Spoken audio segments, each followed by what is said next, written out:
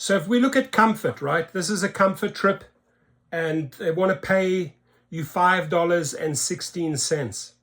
And where the companies don't think things through, right, they're selling comfort to the public, to their riders, to their customers. Hey, this is an upgrade, right? This is something special we have for you, comfort.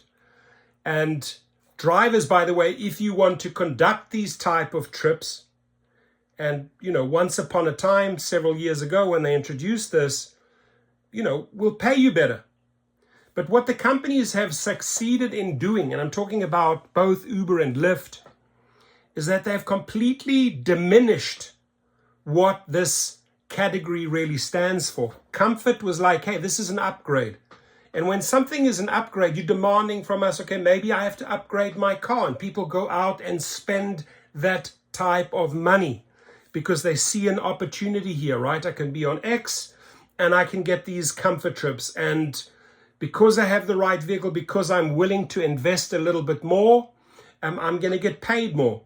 But what they didn't tell you was their long-term plan. Oh, go out and spend that additional money on a car. We'll introduce this fantastic new category called comfort. And I don't think it's a bad category. What I think is bad is the way they deliberately misled the driver on this category, right? And then intentionally brought this down and down and down and down. Ladies and gentlemen, a comfort car, you're going to pay me $5.16, right, to go on a 15-minute trip. On a 15-minute trip, I'm supposed to get $5.16, right? This is the absolute minimum of X. I mean, it should be $5 and higher for a short little trip.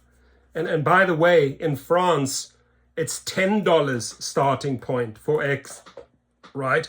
$10 is the starting point. And what these companies are doing to US drivers and other countries, unless you stand up and fight for better rights, better pay, better conditions. Unfortunately, many drivers don't know how to do that because they're desperate and they go out and take this type of trash. But what you're doing by accepting this is you're telling the company, hey, it's okay for me to have this sort of semi-luxury comfort car and pay me nothing in return. So that's where the whole system is completely effed up, ladies and gentlemen. And it makes no sense.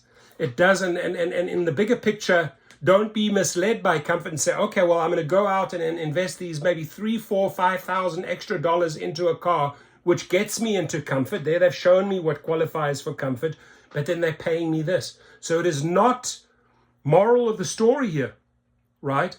Looking at where comfort came from, it looked fairly promising at one time, and looking at how the companies are taking you for granted and misusing you and abusing you and paying you nothing. Is it really worthwhile going out and getting a comfort car? The answer is no, a resounding no, right? I wish I could find my, I love my little, so listen up. Is it worth it? No, it's not. I love these little buttons, man. They're so descriptive. They tell the story, my little buttons. So beware. Don't walk into this comfort trap because you are walking into non-paying trips. This is atrocious. What they're willing to pay a comfort driver, right? It makes zero sense, my friends. So I urge you to think twice before you want to splash out a lot of money and say, oh, you know what? I want those comfort trips. Now, what makes sense is if you have that car, right, and you are taking these trips because you have to, because they pay better than the $2, $3 other shitty little trips, right? Try every single time to convert this person who wants something comfort, right, and appreciates your car, appreciates you, the driver, does not really know what you're getting out of this, right? Maybe they're getting 20, paying 25, you're getting 5, or they're paying 18, you getting 5. That's reality. I'm not making this shit up. That is reality. But here's an opportunity. Every time you do take a comfort and they're paying you like this, try and convert them to your private clientele. Jeff Watt says it very, very well. He talks about cash trips. We're independent contractors and can make our own independent sales, independent decisions in our car. Maybe not on that specific trip, but on the next trip. By the way, here's my card. Same driver, me, same car, I'll give you a good rate, right? And that's when you can quickly say, hey, by the way, what did you pay for this? I paid 20, right? Oh, look, I got 5. And maybe if he does go on a longer trip, an hour trip, which would cost him 100, right? You could turn around and offer that comfort trip in your vehicle, licensed, with the right business license, with the right insurance for $80 all day long. I have a friend, I've taught that formula here. She's a good friend of mine, Mary. She also took my course, Gig Rocket. It's below the private chauffeur course.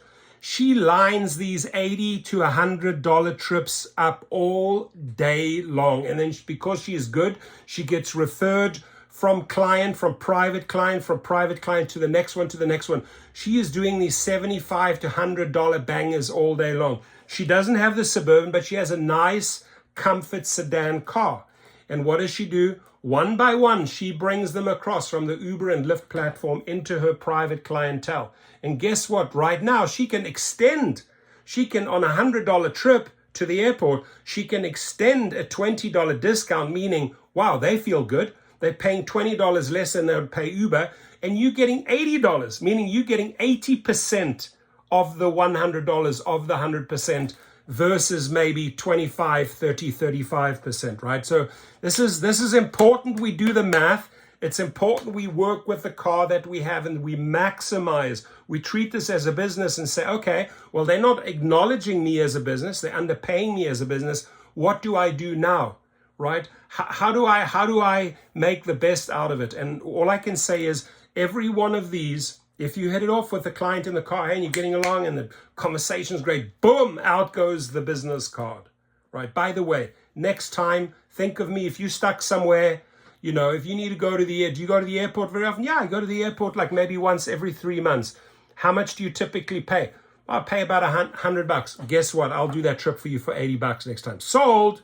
They know who they're getting. They're getting you quality. They're getting a nice, clean, comfort car.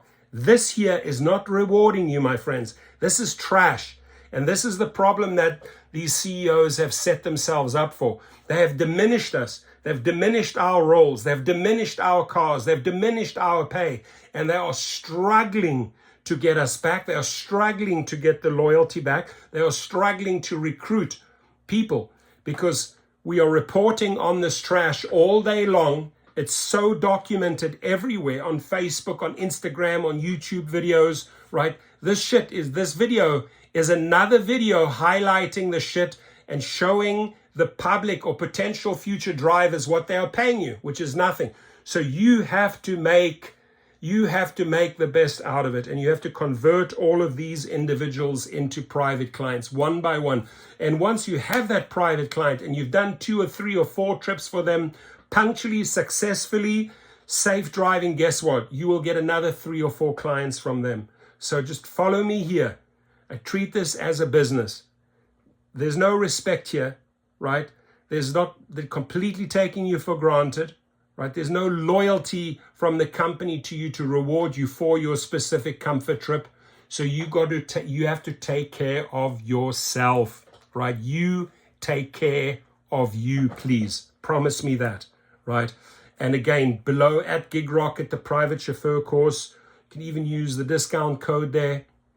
It'll show you exactly how to convert these $5.15 trips into money-making clients.